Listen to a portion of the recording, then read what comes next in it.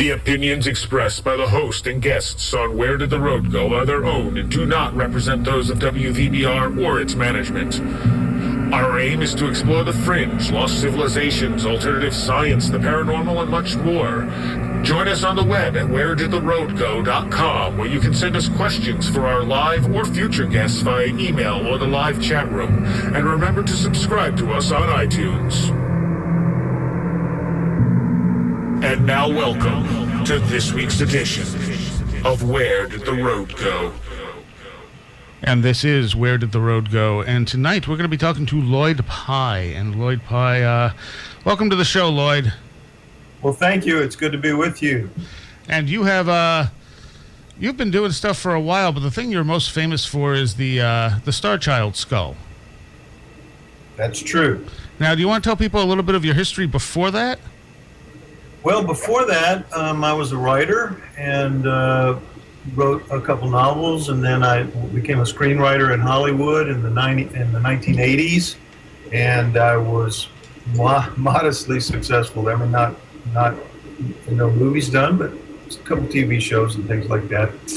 And then I got interested in the work of a man named Zecharia Sitchin. I had been interested in hominoids for a very long time, hominoids being the abominable snowman, yeti, Sasquatch, Bigfoot, all of that. And so starting in about the early 90s, when I read Sitchin's book, The 12th Planet, I began, because I was a writer and I knew what I was doing in that realm, I decided that I was going to blend his knowledge about human origins with my own knowledge about hominoids and create something different that no one had ever done before, and that was a book called Everything You Know Is Wrong.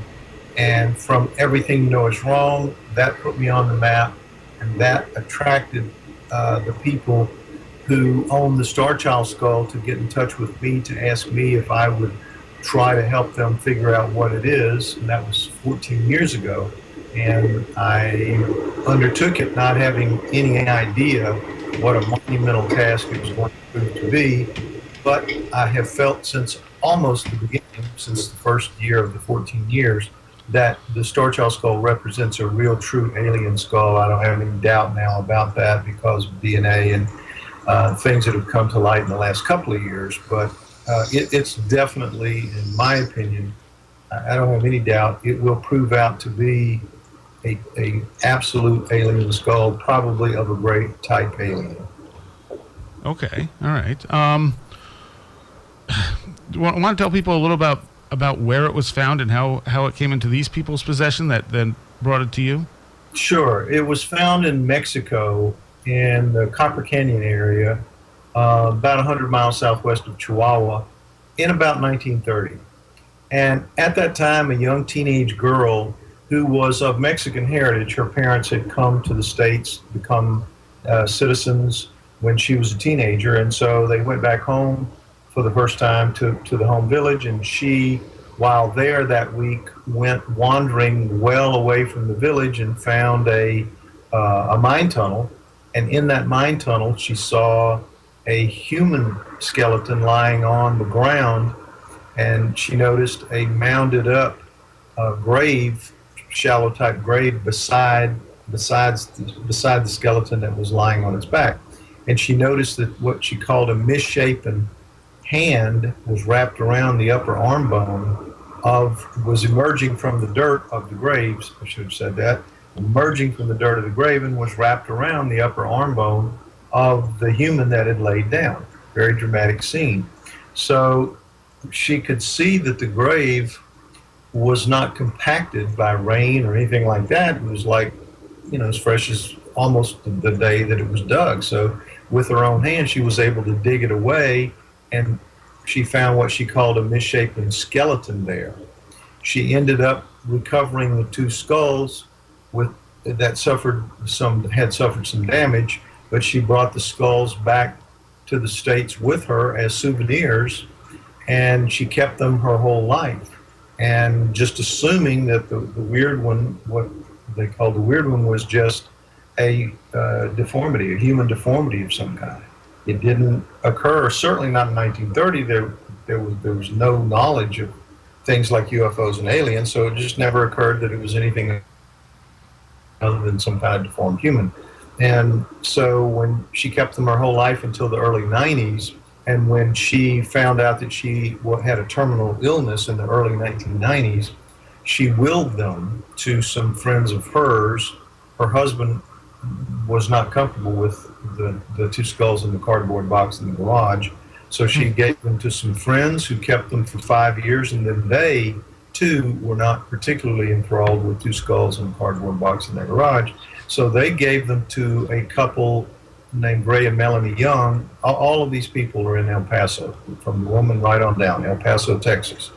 So Ray and Melanie were unique in that Melanie had been a neonatal nurse for a dozen years or so, and they both, Ray and Melanie, belonged to MUFON in El Paso, Mutual UFO Network. So they were knowledgeable about aliens, and Melanie was knowledgeable about deformity.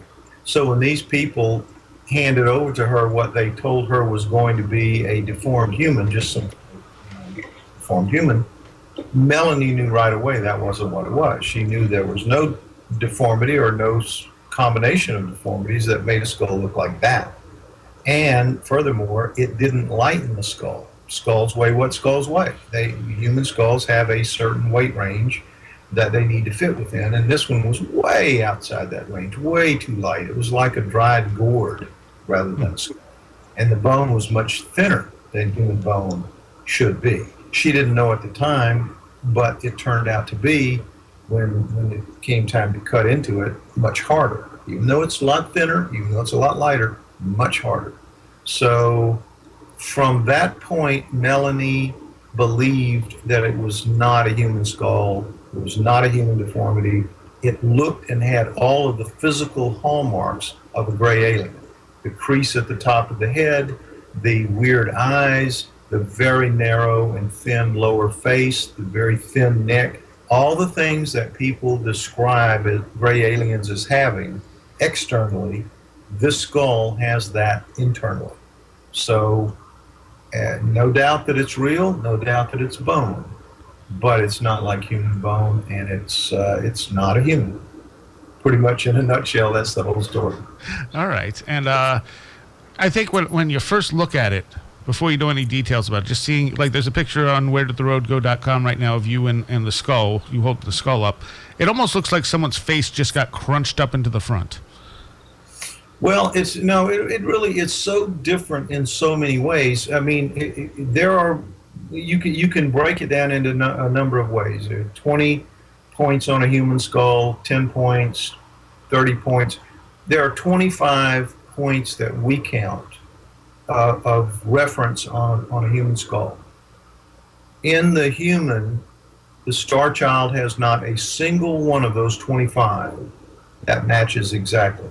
In other words, you can't look at a human, anything, brow ridge, eye socket, ear, front of head, back of head, top of head, underside, neck, anything. Wherever you look at a point of reference on a human skull, and you look on the Starchild skull, the Starchild is different, from either noticeably different to radically different, and in most cases, radically different.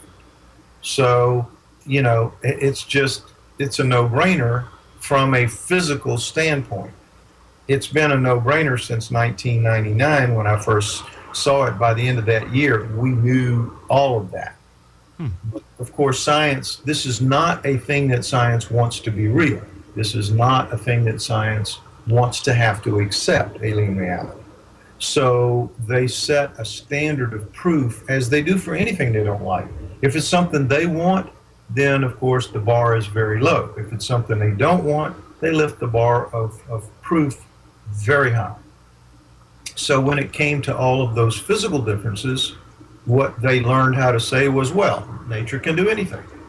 The same way when you back a religious person in the corner in a debate about religion or God or whatever, they just say, God can do anything. God can do anything. There's nothing you can hit me with that I can't say God can do anything and I win. Well, science takes the exact same tact when they're challenged. They say nature can do anything. Nature is their God. They just turn it around and put the shoe on the other foot. Nature can do anything. So no matter how many physical differences we came up with, I always said, well, no big deal. Nature can do anything, and that was it. So it really comes down to DNA for us and for the Starchild. The physical end of it, that it was never going to work. Now, one of the things that always struck me is how easily they accepted the very flimsy evidence for the Higgs boson versus piles of evidence for other stuff that they dismiss. And that's a perfect example of what you just said, where the bar is very low for the things they want to find. Exactly. Exactly right. When it's something they want and want to deal with and is in some way to their advantage, the bar is extremely low. When it's anything that's going to be a hassle for them, something they don't want to deal with, they raise the bar up very, very high. And, it's their prerogative because they're the bosses and they run things. And they're sitting in the catbird seat and they take full advantage of it. And until some event comes along to shake them out of the catbird seat, they win. They get to do it. But the good news about DNA is that will work. It is their tool. It is one of their favorite tools. So if there's ever an example of being able to run somebody through with their own sword, that's the situation that we find ourselves in with the Starchild. We can prove it with DNA. There's no doubt about it. We have partial recoveries galore now, really, and it's enough to show that when we're able to sequence, when we have the money to sequence the entire genome, we will be able to prove it beyond a shadow of a doubt, beyond any, we'll clear the bar. They can't lift the bar high enough that we can't prove it if we sequence its entire genome and compare that genome to human, and it's as far away from a human as we know it's going to be, then it's just over. They don't have anything they can say. They just have to accept it and move on. Aliens are real, so it's going to change history in the way that the Wright brothers flying or going to the moon. It's going to be one of those pivotal moments in human history when the Starchild is proven beyond doubt to be an alien. But with the DNA done, does it actually prove that it's an alien or just prove that it's not a human? Because, for all we know, it could have been a time traveler or something like that, too, couldn't it? You're absolutely right. It proves that it's not a human, but then you have the debate about where do you draw the line, okay? Where do you draw the line? Now, here's the situation. All right, human, 100%, a genome. A chimp, mind you, differs from our genome by about 2 to 3%. So they are 97 to 98% the same as us. A chimp. A gorilla differs by about 5% of the whole genome. Now keep in mind, we're talking in the range of 3 billion base pairs. 3 billion base pairs in the genome of all three species. Okay? A gorilla is 5% different, so it's 95% the same as us, right? Mm-hmm. A rat is about 70% the same, 30% difference. A mouse, 65% the same, 35% different. If you go all the way down to yeast, the yeast in bread, 20% the same. So everything on Earth shares the same life code to one degree or another. Everything we're going to argue, we do argue that everything in out there, and certainly in the galaxy and probably in the universe, shares the same life code we have. It's too complicated. It's just too complicated. You can't have 2 or 3 or 4 or 50 of those. It's just too complicated. Everything everywhere shares the same life code. So the Starchild, from where we are now, with several 100 million base pairs recovered, still a fraction, still a small amount, several 100 million, compared to 3 billion is still a relatively small amount. But it's enough to know. It's enough to know what's coming down the pipe when we can get the money to sequence the whole thing. And when we can, it's just going to be a slam dunk, because we are right now consistently in the ballpark of less than 50% or less matching up with the Starchild. More than yeast, but less than rats and mice. Now, you tell me, are you going to call that a different kind of human, or are you going to call that an alien? what do you think the public is going to say? Now, we know what science is going to try to say. They're going to try to say, oh, yeah, it's just like the hobbits, hobbits without a single human bone in their body and clearly not a human. They're an upright, walking, ape-like creature, and yet they're being forced to be some kind of tiny dwarf human because they can't afford to let them be what they really are, which is a type of hominoid, pygmy type of hominoid. It'll be the same thing. They'll do everything they can to shoehorn the Starchild into some kind of weird human box. But I think anyone with a particle of education is going to understand that if it comes in somewhere around 50% or less of the same DNA as a human being, that's not even an earthly thing almost. It's just an alien. It's certainly an alien life form to have a primate-like head on a body with DNA that hardly matches up with humans at all. Now, the rest of the skeleton was lost early on, wasn't it? Right, except for, only the skull bones. There are no postcranial bones that survived, no. Well, what happened to the rest of it? They were all of the bones of the skeletons. The girl in the story that I told you earlier, she tried to save both whole skeletons, but she didn't know. She knew she was really doing something wrong by taking them out of that mine tunnel, and so she tried to hide them in a ravine, in a like a gully thing under some exposed tree roots at the edge of a ravine. And sure enough, that night, the way she tells it, that a tremendous rainstorm came. Sounds from the way she told it like a hurricane, a Pacific hurricane moving into that area, because it rained for like 3 days. And when she got there, back to the place where she had hidden the bones, they were gone, just washed away. The gully had filled with the rain. It had rolled down, in torrents, and the two skeletons were gone. She went downstream and looking to see if anything was left anywhere, and she found the skulls washed up into some bushes at a curve where the water just threw them into the bushes, and the bushes snagged them like a baseball mitt, catching the skulls. And she was able to recover those, although they were damaged in that tumble down the stream. And she just felt herself grateful to have that. Took the two skulls, didn't look any farther. And she knew she could smuggle those back in her stuff. When I say smuggle, from her family, and the natives of the village, which she did, and got them back home. And I don't know how long it was before she fessed up to having them, but she did ultimately. And she shellacked them, put them in a cardboard box, and just kept them, like I said, as souvenirs. Now, the other skeleton is completely human, isn't it? Yes, completely human. Nothing unusual about it except for the fact that it was cradle-board.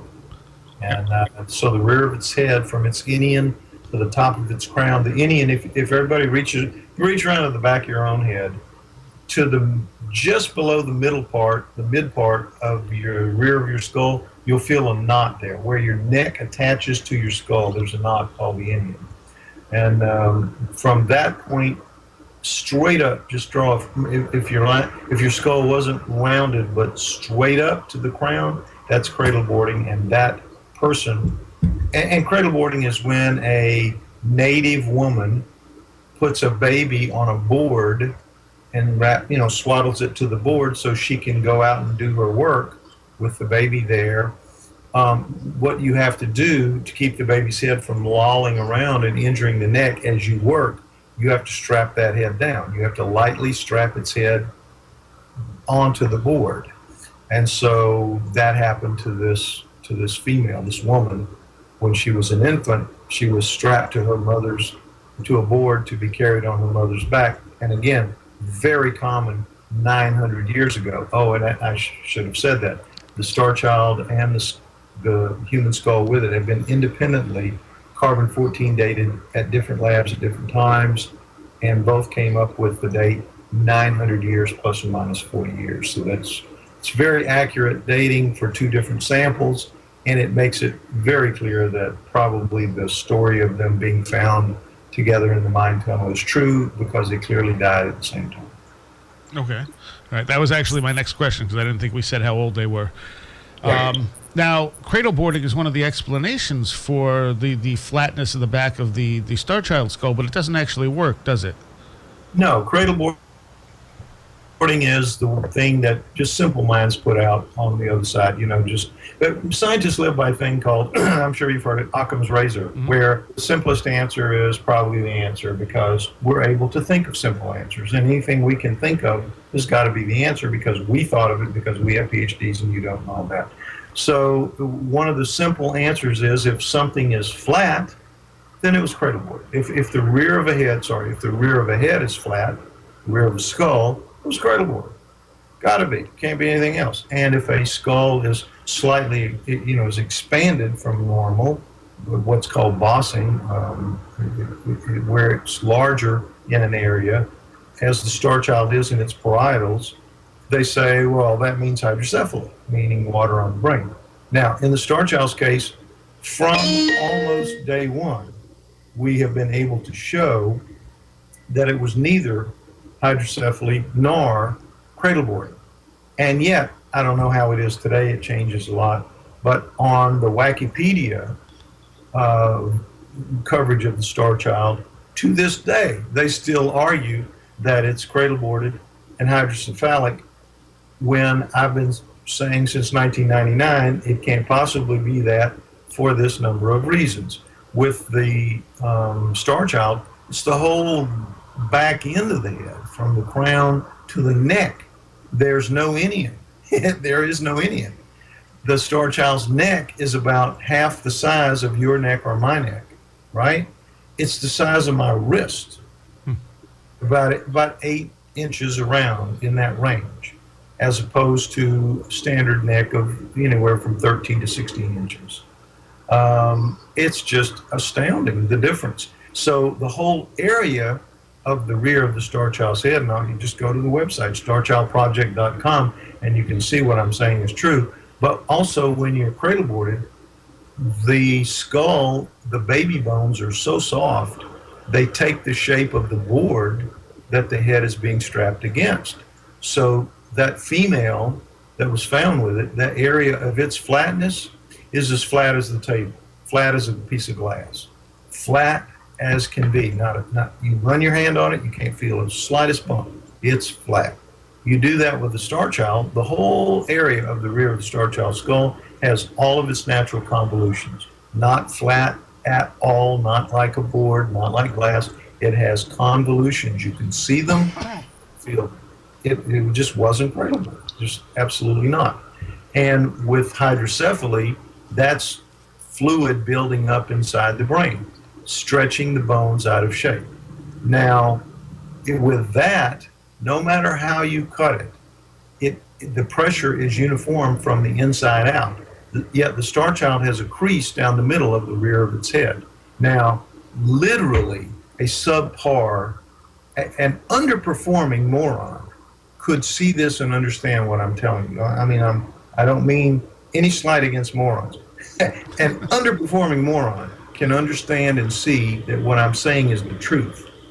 And yet, as I say, to this day, PhDs galore can't see it. And so it's in Wikipedia and other places where there are criticisms of the Starchild, and they still cling to it. Some of them have advanced to the next stage, which is to say that the Starchild must be a victim of progeria. Progeria is that horrible disease where when you're born, you start to age immediately, and you are just a boy or a girl, and you look like a very old person. You are a very old person. If you make it to the age of, say, 15, that's the equivalent of 100 to us, to normal people. So it's a tough life for those folks. And what's happening is, in the aging process, their lower faces don't grow very well. Their heads look bigger. I mean, so in some ways, they vaguely kind of outside resemble the Starchild, but their heads are round in the rear instead of flat, Their eye sockets are still human eye sockets. Starchilds are not. Their ears are still in the same place, in the same relative position. Starchilds are not. And on and on. We can go through this, but the main thing is, while their bones thin out, like the Starchild's bone is thin, so do progeria bones. They thin out because the bones of old people thin out. But what happens to the bones of old people when they thin out? They become very, very fragile. Like a progeria victim's head is like an eggshell. Easy to crack it because they're just so fragile.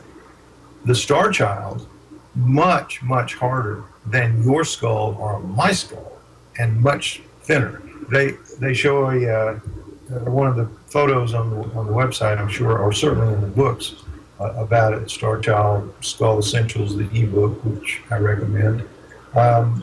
It shows a comparison of the thickness of the human female's skull and the Starchild skull, and it's almost like 1/3 at that point. It's really, really remarkable, and yet it's very, very hard. Now, when I say harder to cut, cutting human bone is not easy. It's hard. Human bone is hard. But the Starchild, for as thin as it is, it's like cutting sheet metal by comparison. I've done it, and I've watched others do it. It is really, really amazing how hard that bone is. So there's just no way and no doubt that it's not human. But this is, again, as I've said before, something science is just not interested in dealing with, because it's going to turn so many of their paradigms inside out. And none of them who sit in the power chair at this moment tonight, as you and I are talking, none of them want that to happen on their watch, because they don't want to have to deal with all the extra work it's going to mean to turn everything inside out, rewrite the books, just do all the hassles, just plain old hassles. This is just personal self-interest at work. They don't want the truth because they don't want all the hassles that are going to come with it. It's as simple as that. Now, the skull, the bone, actually has fabric woven into it, doesn't it? Not fabric. Or fibers. Fibers of some kind, but we don't know what those things are. I have to tell you, we are really puzzled by them. They're woven through the matrix of the bone like rebar through concrete, and they are very durable because as the blades cut through the bone, those fibers tend to get shredded out at the ends of where they're cut off. Now, some of them do get cut, don't get me wrong, but others, resist and are left hanging on the bone or to the bone, and we have photos of that too. Now, what are they? We don't know. We don't have the money. Any money that we get is going to the genome. But once the genome is proven, just like Otzi the Iceman, once science has no choice but to accept it for what it is, then they're going to be lined up around the block begging for samples to do things, to do what they should have been doing 14 years ago. And when that time comes, then somebody's obviously going to want to work on the fibers. The problem is that there is right now no recovery, no way to do the recovery. How do you recover something like that? How do you recover it in a way that you have the sample intact? You get them, you get the fibers out. And then what kind of tests do you run on them that will be non-destructive? And how many tests can you run on them before you have to start being destructive? And things like, it becomes difficult because these things are microscopic in size. I mean, microscopic, very small. Clearly there, no doubt about it. All you have to do is look at them under a scanning electron microscope, and there they are. But there are no protocols for recovery, and there are no protocols for testing yet. So all these things, this technology has to be developed just specifically for the Starchild. We don't have the money to do anything that would be off the shelf, much less have that all be created. So it like everything, it all comes down to money. And mainstream science does their very best to keep all the money for themselves and to keep research dollars away from people like me and the people who work with me on the Starchild Skull. They do everything they can to keep money away from people like us so we don't make them look bad. So we don't do their job the way they should be doing it and have everybody recognize that they just completely missed missed the boat on something really important, which is what they're doing with the Starchild Skull. And just to be completely clear, so people know, these fibers and stuff, this is not like anything ever found in any other bone ever. No bone on Earth that anybody knows about carries fibers woven through the matrix of the bone like the Starchild has. It's just another one of those clear signs that the Starchild's not human, and really not even from Earth. Clear sign. All right. Well, we got to take a quick 45-second break. We'll be back with Lloyd Pye in just a moment.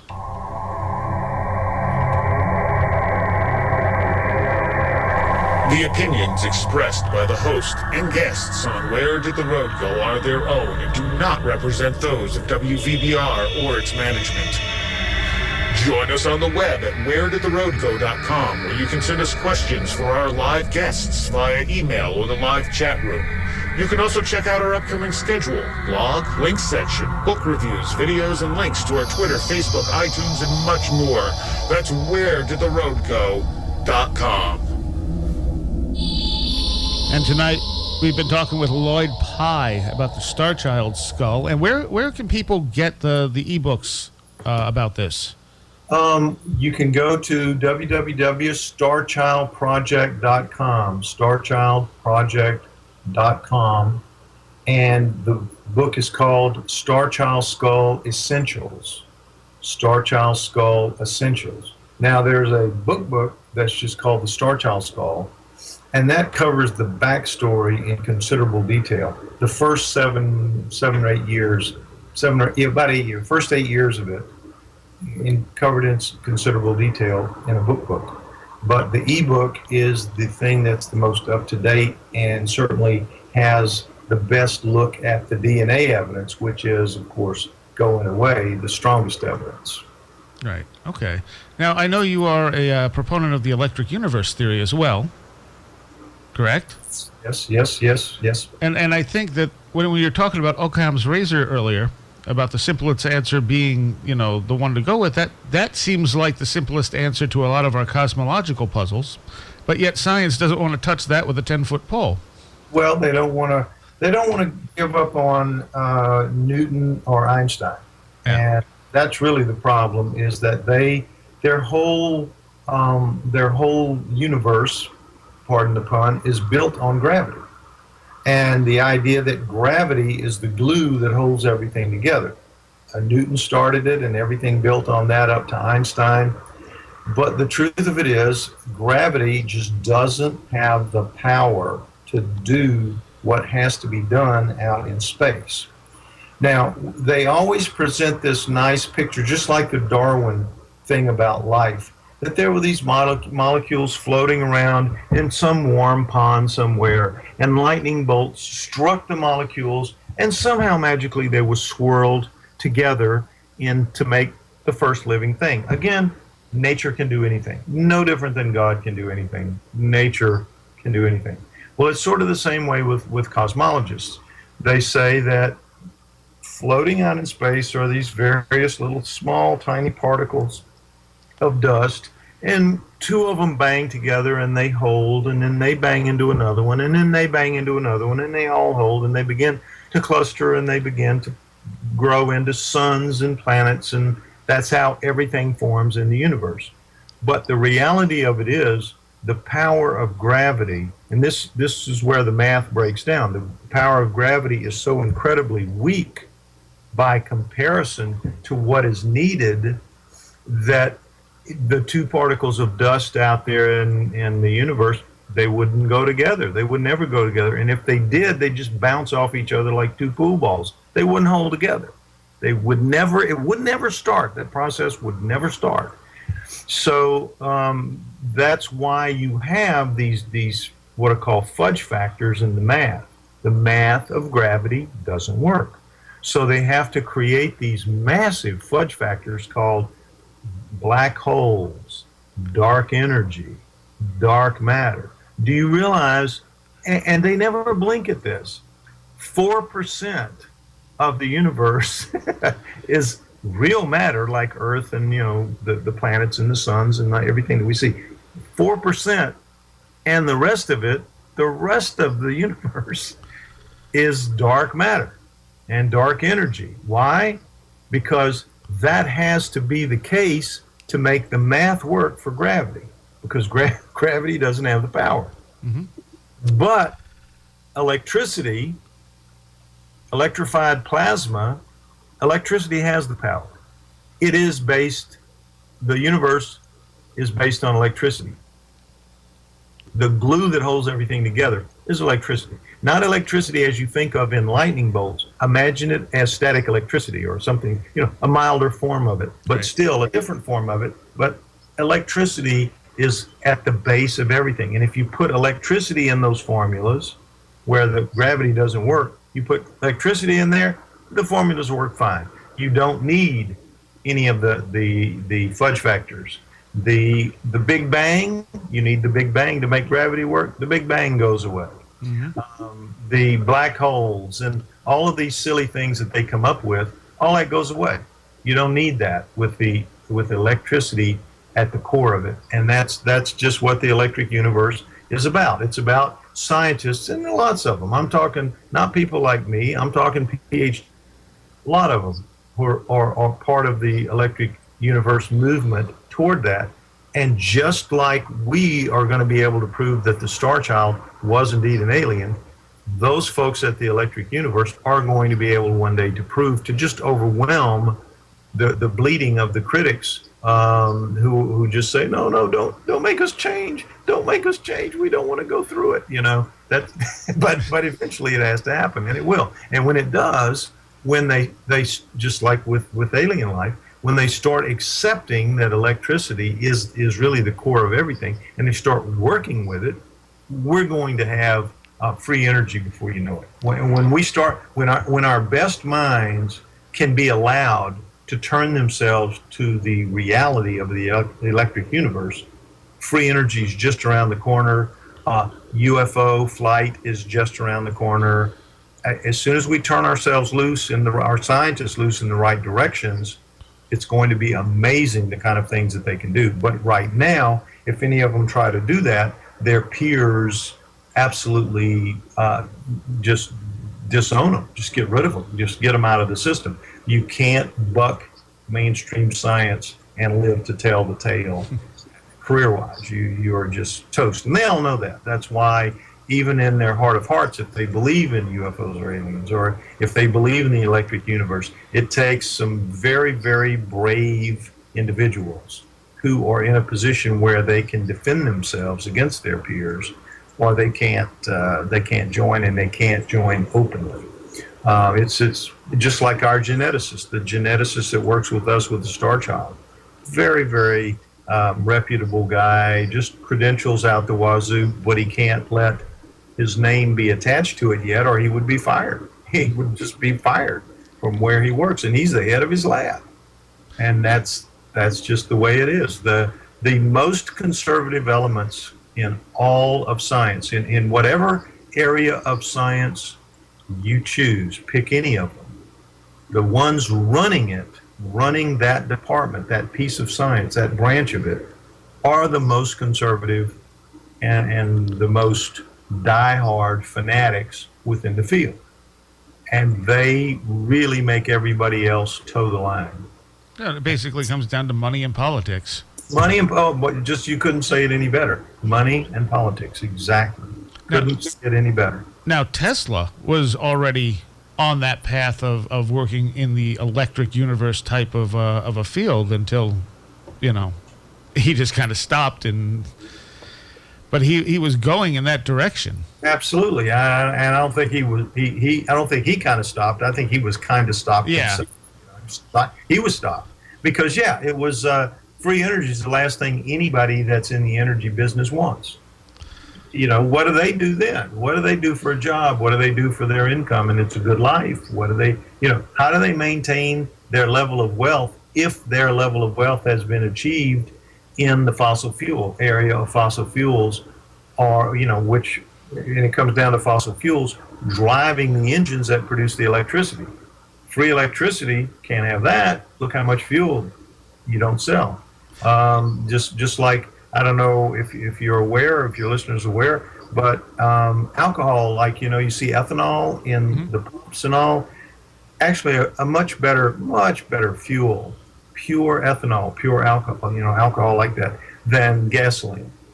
And gasoline is actually a byproduct of petroleum engineering. And in the early days of the 1900s, it was junk. It was one of the biggest problems of the new petroleum industries. What do we do with all this byproduct? And they were, in the early cars, they were all running them on ethanol, alcohol-based things. The engines run clean. They just produce water. They run cool. They never burn out. You put an engine in, no such thing as engine burnout with something like that. It was such a superior fuel, the ethanol and the alcohol were. But the petroleum industry had this huge problem of the waste product being this stuff called gasoline. What do we do with this? And so somebody said, well, maybe we could use it in engines. So they tried it in engines. It was terrible. It put out pollution. It caused the motors to break down over time. It had everything going against it. But of course, it worked. It did work. And that's so boom, before you know it, gasoline becomes the fuel. They bought up all the electric cable car systems around the country, except for the one in San Francisco and the one in New Orleans. Everything else, the petrochemical industry bought them up and turned it to buses. Went from electric cable cars to buses that ran on the new fuel, gasoline, and then before you know it, everything's running on gasoline, and here we are stuck with that 80, 90 years later. It's a great story. There are people out there telling that story. I'm just repeating it as I've heard it. But isn't that fascinating? Yeah. Money and politics, always, always, always. And when we were talking about DNA, what are your thoughts on Melba Ketchum and the Bigfoot DNA? Well, I haven't seen enough there to convince me that that's really what's going on, what they really have. They're going to have to, the same thing we have to do with the Starchild. Once we have the genome, you have to publish, you have to make available on the internet everything you did. You have to put your data up there, and you have to let people who understand that data go over it to make sure you did all the right things and you didn't do anything really colossally stupid. Now, she's been doing this for 5 years. You would think that data is there and available. They've been making pronouncements about what they have within the last year or so. You would think that data could be made available. To my knowledge, what's called the raw data, not the result, not the final condensation, not the summaries or any of that, which is all, I think, as far as I know, anybody's seen. It's got to be the raw data that other geneticists can pick apart and look for, make sure it was all done right. When that is posted, when any of Ms. Ketchum's raw data is posted and analyzed and passes muster of the other professional geneticists out there who will go over it, then glory hallelujah. I'm all for her. I'm all for them. But I have to remain skeptical, and I think everybody else does too, until they actually produce the raw data and let everybody see that, that it is what they say it is. And I assume when you get everything done with the Starchild, you'll be doing exactly that with it. Okay, you have to do that. Who's going to believe you if you won't publish your raw data? But I think that science, even if you can prove with the DNA that this thing is not human in any way, they're still not going to accept the alien hypothesis until you can get alien DNA to compare it to. Well, but how do you know we're not establishing the template of alien DNA? That's what really the Starchild is going to do. It's going to establish the template so that whenever anybody says, well, you don't have any alien DNA to compare it to, yes, you do. Here it is right here. And it really is going to come down to what I said earlier. Who are you going to believe? The scientists saying, well, it has to be some kind of human because it's on Earth, and or you just going to look at the numbers, which are going to be ridiculous. The numbers are going to be ridiculous. And people like me are going to be out there saying, hey, again, what I said earlier, sub-performing morons are going to be able to see the truth of it. and they're going to know that it's not what science is saying or trying to say.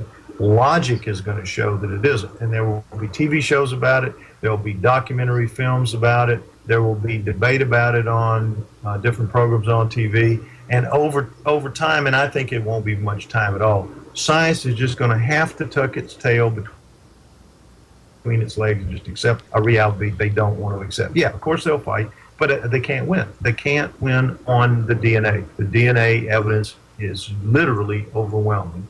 It always is. I mean, you can have 50 people standing around a crime and see something happen, and 50 people can say, I saw this, it's this person, that. If the DNA says different, the person goes free. Or if the DNA says otherwise, they go to jail. The DNA talks. I mean, it wins.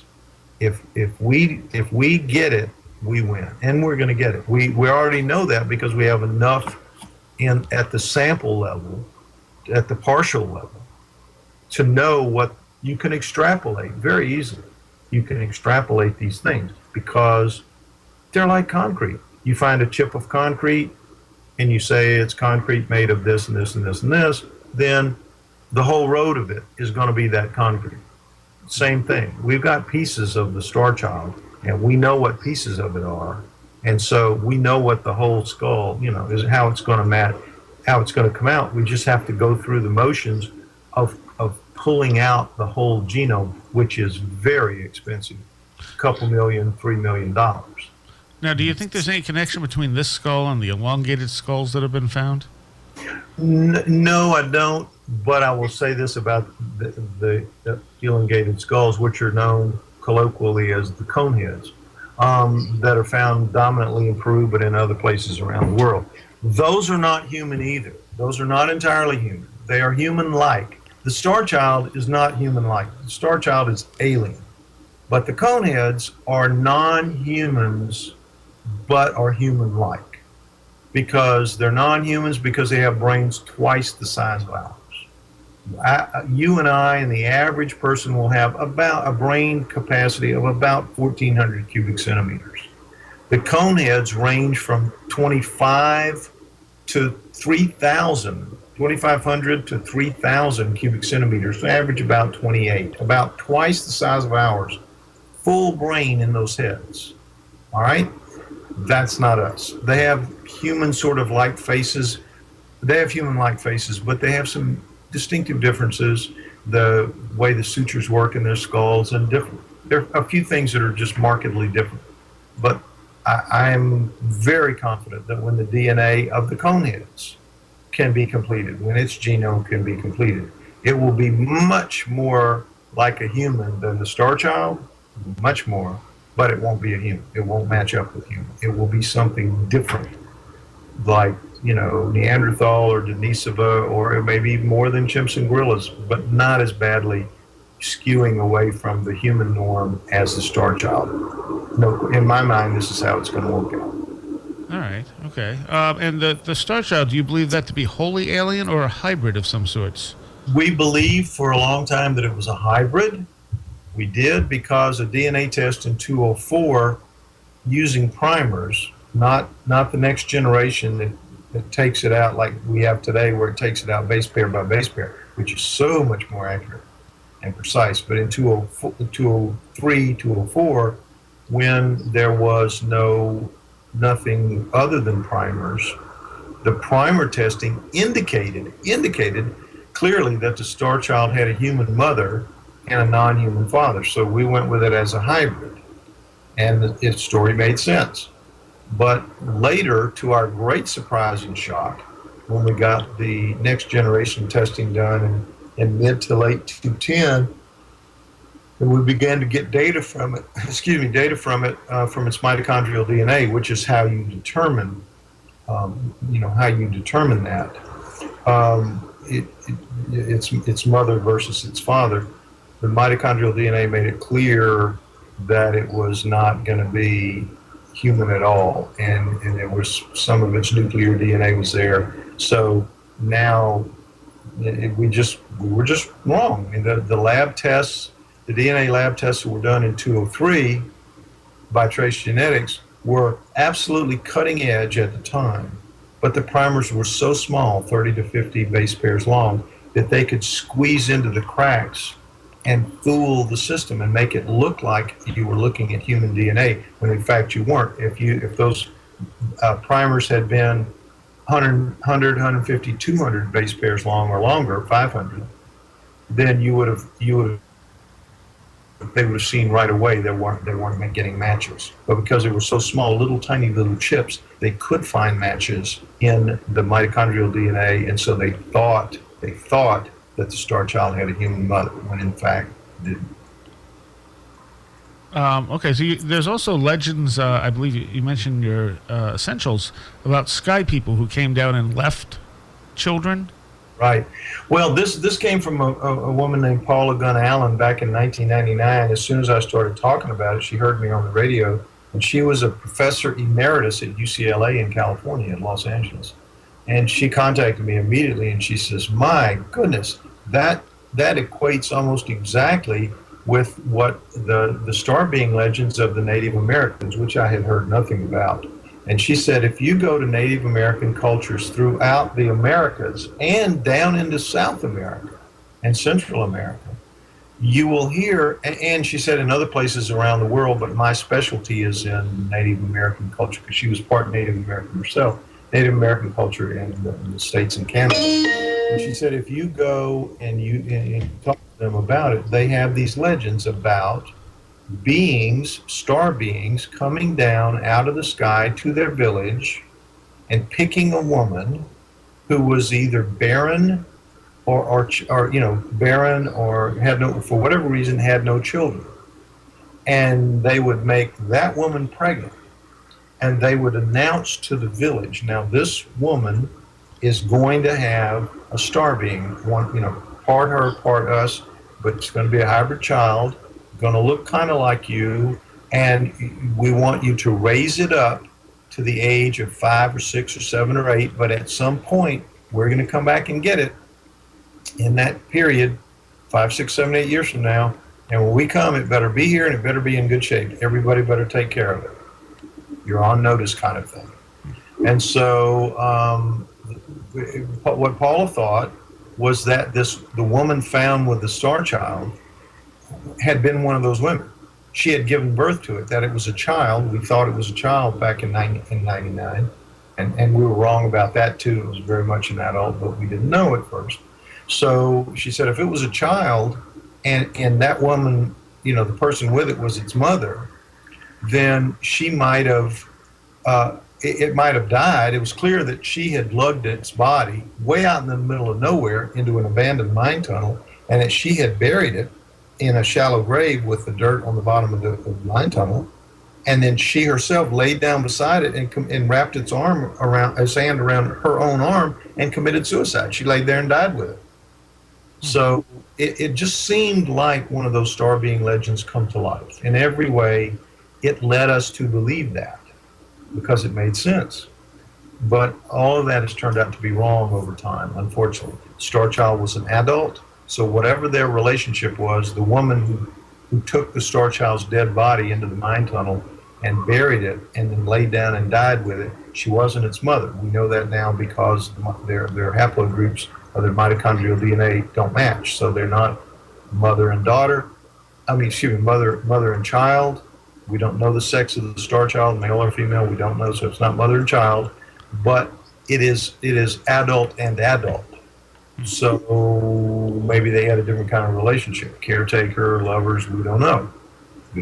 It's hard to think of lovers, but we don't know. But she obviously had, human female, she had an enormous amount of affection and feeling for it, because when she buried it, she laid down and died with it. So there was some intense connection between those two beings, whatever it was. And how tall was the star child? About 4 feet tall. The human was about, based on the size of her skull, which is about 12, her skull holds about 1,200 cubic centimeters of brain. That's the size of somebody about 5 feet tall, and that's a common height for people of Mexican heritage today. 5 feet tall is not unusual. So she was about 5 feet tall. The girl said the skeleton in the grave was noticeably smaller than the one lying beside it. Noticeably smaller, that's all she said. So we go with 4 feet tall because people who see gray aliens, the small gray aliens, they're the tall ones and the small ones. People who see the small gray aliens say they're about 4 feet tall, 3 to 4 feet tall. So we figure that makes sense. All right. Okay. I did want to get to your intervention theory tonight, but we don't really have any more time. So maybe we'll have you back on at some point to talk about that.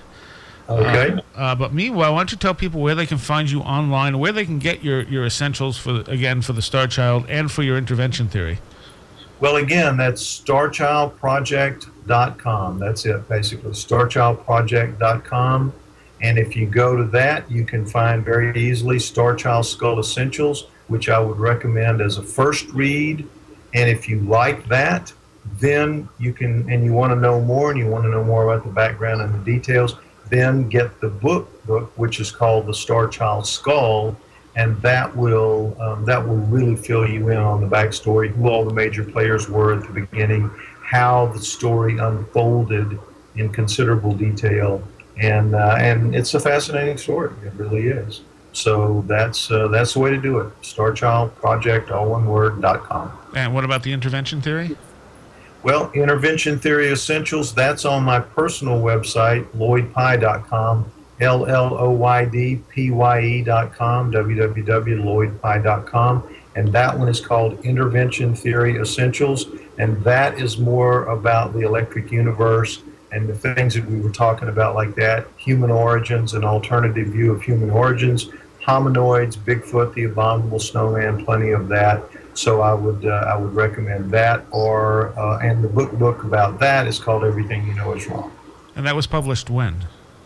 Back in '97, but it's amazing how well it sells even today. You know, deep history doesn't change that much, so it's pretty much the same as it was then, and you know, people are still buying it and reading it and liking it. So, okay. And you have a YouTube channel as well that you post videos to. A lot of videos on YouTube, and you can go look at those. And if you like what you see on the videos, then consider the books. All right. So, what's the next step for you? Well, I'm having a health challenge right now, so I'm on my way for some treatment with that. And when I get that squared away, I will then be working on I'm going to update the Lloyd Pye website. I'll be doing more books, more videos, and I'm going to be focusing more on the intervention theory and the hominoids, and other people who are now involved with the Starchild, more business oriented than I am, will be taking the Starchild over that last hurdle of getting the money and recovering the full genome. So it's all in good hands, and I'm feeling very good about that. All right. Well, thank you very much for all your work you've done on this and for coming on tonight to talk about it. Well, thank you. I hope you're able to spread the word somewhat, and that your audience is pleased to learn about it. All right.